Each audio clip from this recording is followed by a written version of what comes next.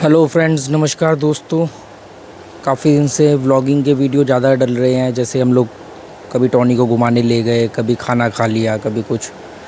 तो कुछ इम्पोर्टेंट चीज़ें थी दिमाग में जिसके बारे में आप लोगों से बात करनी थी। तो मैंने कहा चलो आज वीडियो बनाते हैं एक काम का जो आप लोगों की ज़िंदगी से जुड़ा हुआ है, या उसको गलत धारणा बनाकर उसके लिए आपने अपने जीवन में काफ़ी भ्रांतियाँ पाली होंगी या नुकसान उठाए होंगे।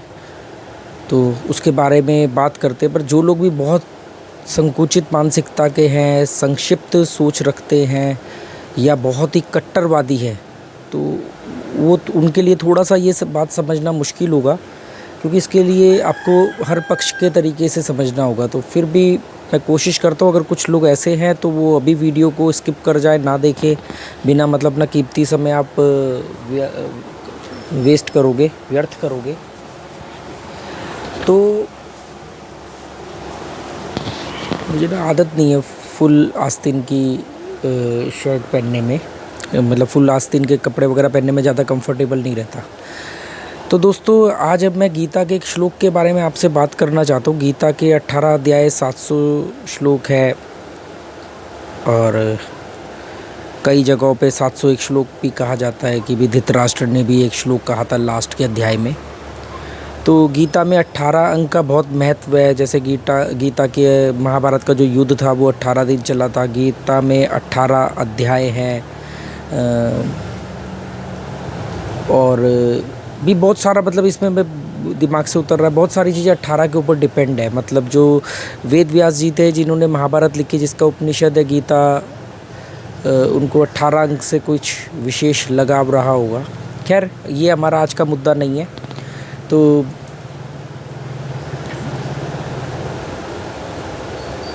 एक श्लोक है उसमें, कर्मण्यवाधिका रस्ते माँ फलेषु कदाचना। आप लोगों ने एक बात सुनी होगी दोस्तों, जैसे होता है कि जैसा कर्म करोगे वैसा फल मिलेगा। ठीक है, ये बड़ी आम बात है कि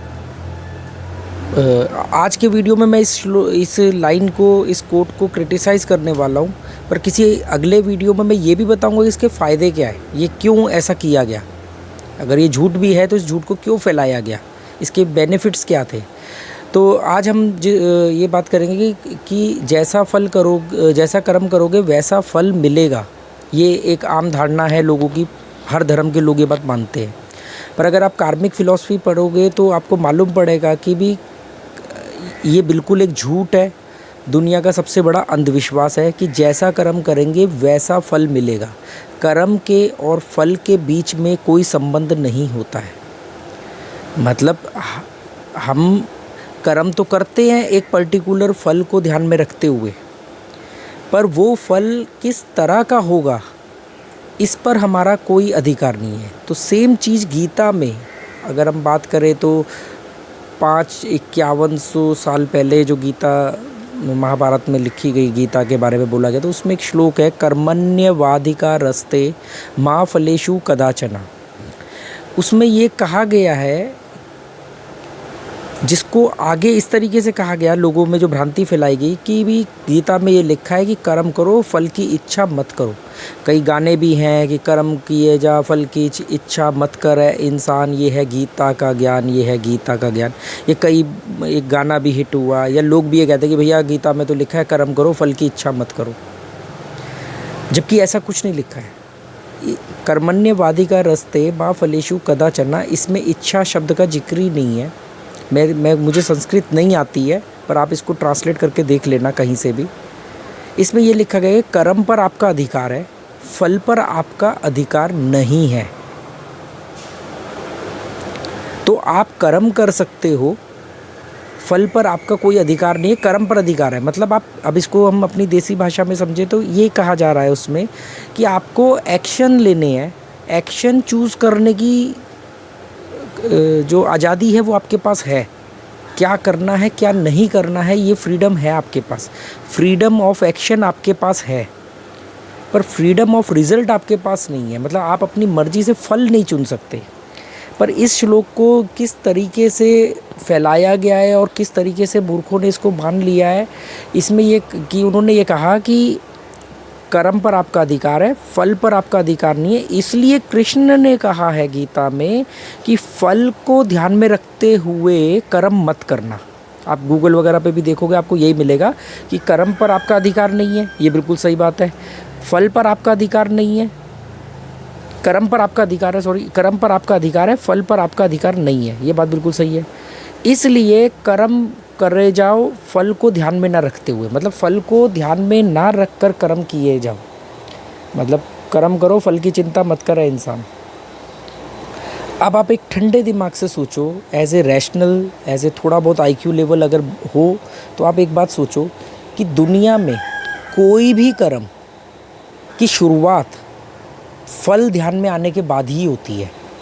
मतलब पहले आपके दिमाग में फल ध्यान में आता है, फिर आप उसके ऊपर एक्शन लेते हो, कर्म करते हो। जैसे बहुत सारे उदाहरण हैं, मतलब आपके दिनचर्या में हर एक छोटी से छोटी चीज़ उदाहरण बन सकती है। जैसे ये वीडियो आप लोग देखोगे, मुझे उससे तसल्ली मिलेगी, ये वीडियो में ऐड चलेगी, उसका मुझे पैसा मिलेगा या मुझे पैसों की ज़रूरत है, ये सब फल है।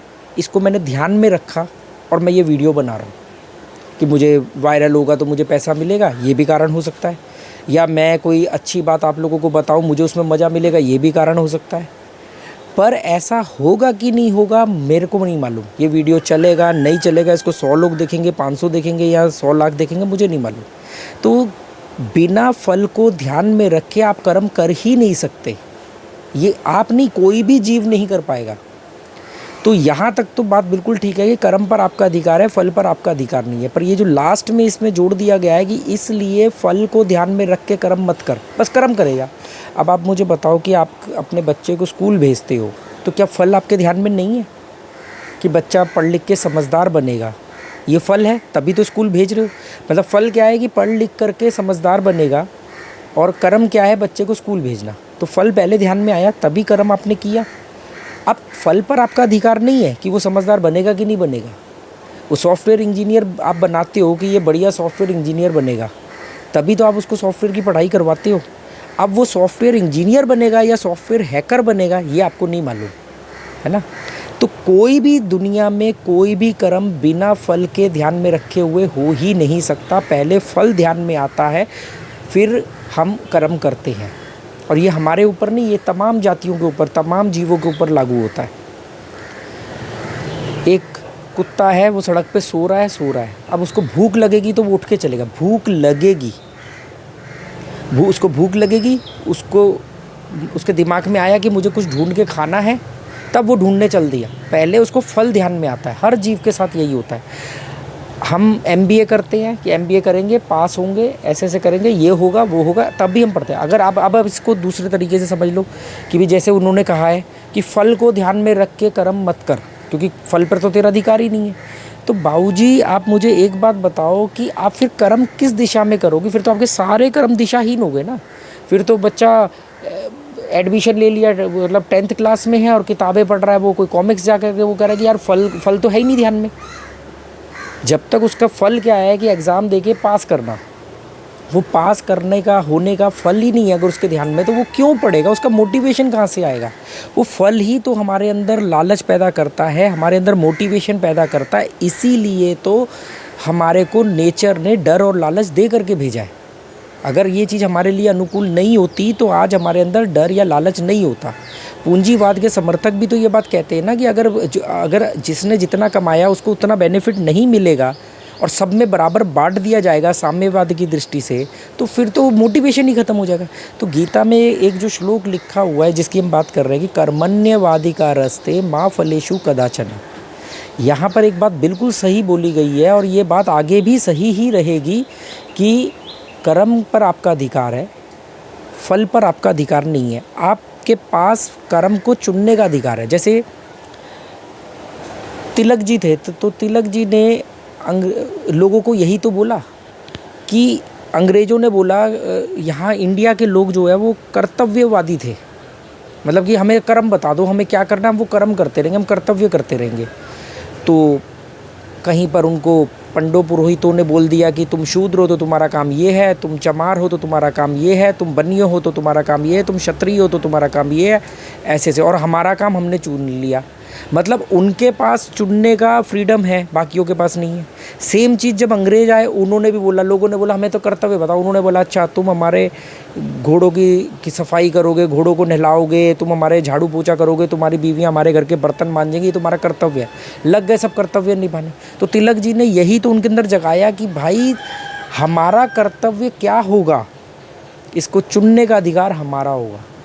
हम चुनेंगे कि हमें क्या कर्म करना है कि नहीं करना है। तुम कौन होते हो बताने वाले कि हमारा क्या कर्तव्य है।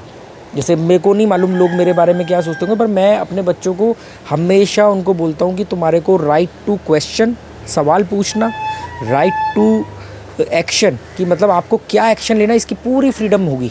कभी मत सोचना कि भी मैं तुम्हारे ऊपर थोपूंगा। सिर्फ एक एज तक, जब तक तुम उस लायक नहीं हो जाते, या वो एज, वहीं तक मेरा तुम्हारे ऊपर कंट्रोल है। उसके बाद तुम्हारे पंख खुल जाएंगे, चयन शक्ति मैं तुम्हें दे दूंगा, चुनने की शक्ति मैं तुम्हें दे दूंगा कि क्या अच्छा बुरा कैसे चुनना है। खुला आसमान है पूरा, भर लो अपनी उड़ान, जिस दिशा में जाना है दिशा तुम चुनोगे। मैं तुम्हें चुनने की शक्ति दे सकता हूँ, मैं तुम्हारी दिशा नहीं चुनूंगा। तो यही दोस्तों मैं आपको बता रहा हूँ कि ये एक श्लोक बहुत कीमती श्लोक है, ये युगों युगों तक काम आने वाला है। पर इसमें जो ये कहा गया कि फल को ध्यान में रख के कर्म नहीं करना है, क्योंकि फल पर आपका अधिकार नहीं, फल पर आपका अधिकार नहीं, ये बात तो सही है, पर फल को तो ध्यान में रख के कर्म करना ही पड़ेगा।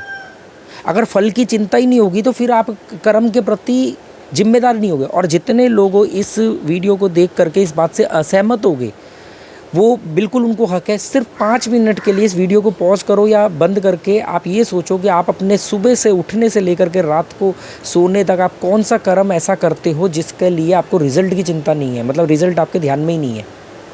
आप रात को सोते भी हो ना जल्दी, तो आपको मालूम है कि नींद पूरी नहीं होगी तो मैं बीमार पड़ जाऊंगा। अगर मैं रात को चैन की नींद नहीं सोऊंगा तो मैं ऑफिस में या कल जो सुबह मैं गुलामी करने जाऊंगा उसमें मैं अपना परफॉर्मेंस नहीं दे पाऊंगा। कोई भी एक्शन कभी भी बिना रिजल्ट के शुरू ही नहीं होगा, ये बात ध्यान रख लेना, ठीक है। तो गीता में बहुत सारी चीज़ें सही बोली गई हैं, कुछ चीज़ें ऐसी हैं जो युगों युगों तक काम आएंगी, कुछ चीज़ें ऐसी हैं जिनका काम पूरा हो चुका है, ये आने वाले दिनों में हम बात करेंगे। अब एक और मैं बात कहने वाला था कि राइट टू क्वेश्चन, जो मैं रैशनल होने की बात करता हूँ, जो सुकरात ने तार्किक होने की बात करी, वो सब क्या है। तो जो लोग धार्मिक हैं, सनातन धर्म का झंडा लेकर के चल रहे हैं, बड़ी बड़ी बातें करते हैं, या किसी भी धर्म के लोग हों, XYZ, मैं सनातन धर्म लोग बोलते हैं, आप उसके बारे, क्योंकि मैं उसके बारे में, मेरे लिए पढ़ना आसान है, जानना आसान है, क्योंकि मैं उसमें पैदा हुआ हूँ, उसी माहौल में रहा हूँ, तो इसलिए मैं उसके बारे में ज़्यादा बात कर सकता हूँ।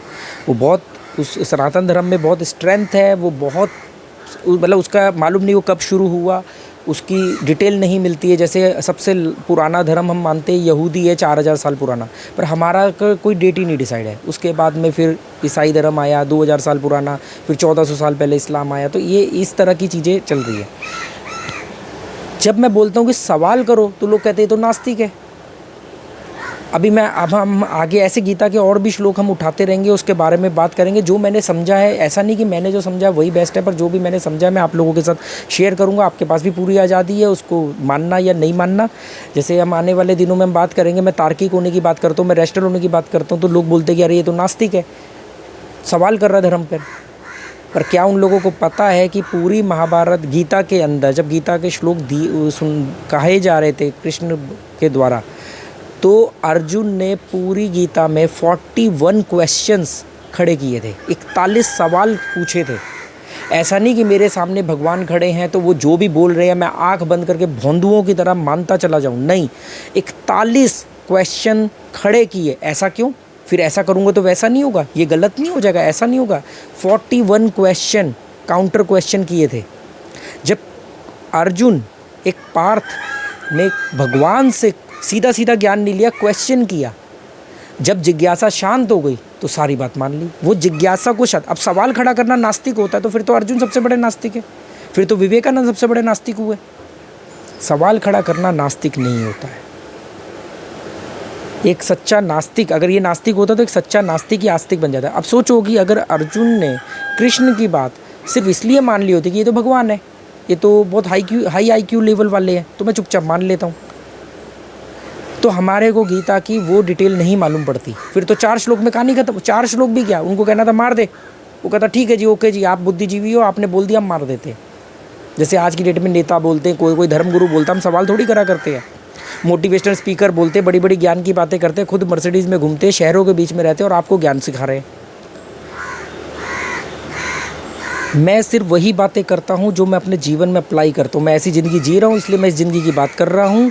मैं मोटिवेशनल स्पीकरों से इसलिए मैं उनको नापसंद करता हूँ, इसलिए मेरे को उनसे प्रॉब्लम रहती है कि वो लोगों को बरगला रहे हैं। वो खुद अपनी एक अलग ज़िंदगी जीते हैं। इसलिए कोई भी मोटिवेशनल स्पीकर अपनी फैमिली नहीं दिखाता, अपनी पर्सनल लाइफ नहीं दिखाता, क्योंकि उसको मालूम है पोल खुल जाएगी। वो बोलता कुछ है और एक्चुअल में उसकी लाइफ कुछ और होती है। तो ये एक बहुत बड़ा फ़र्क है। पर देखो, सवाल खड़े करने पड़ेंगे, चाहे वो धर्मगुरु हो, चाहे वो कोई मोटिवेशनल स्पीकर हो, चाहे वो मैं हूँ, चाहे वो कोई नेता हो, कोई भी हो। जब अर्जुन ने भगवान से 41 सवाल पूछ लिए, जब वो जिज्ञासा शांत हो गई, फिर जा कर के अर्जुन ने किया। नहीं तो एक ये भी तो हो सकता था ना, उन्होंने कहा मार दो भाई, तुम्हारे रिश्तेदार, मैं कह रहा हूँ ना, मुझे पता, ओके जी, अरे आपने कह दिया, बस मैं मार रहा हूँ। क्यों मारूं? मेरा गुरु मेरे सामने खड़ा है, मेरे रिश्तेदार मेरे सामने खड़े हैं, मेरे पालनहार मेरे सामने खड़े हैं, जिन्होंने बचपन से मुझे पाला पोसा, क्यों मारूं? तो उन्होंने बोला ये, उन्होंने बोला वो। गीता का पहला अध्याय जो है अर्जुन विषाद योग, उसमें ये यहीं पे शुरुआत होती है। उसमें कृष्ण ने अर्जुन को नपुंसक कह के संबोधित किया है। सबसे पहले उस अर्जुन को संबोधित ही नपुंसक कह के किया, हिजड़ा जिसे कहते हैं। दूसरा अध्याय सांख्य योग है। आने वाले दिनों में हम बात करेंगे। अगर आप लोगों को समझ में आया, आप लोग चाहते हो कि इस बारे में हम आगे भी बात करते रहें, चीज़ों को सुलझाते रहें, अपने जीवन को सरल बनाते रहें, तो आप कमेंट करके बताना। जैसे जैसे जिस चीज़ पे लोग ज़्यादा दिलचस्पी लेते हैं, मैं भी वो बताने लग जाता हूँ। तो चलो, okay, good bye, thank you.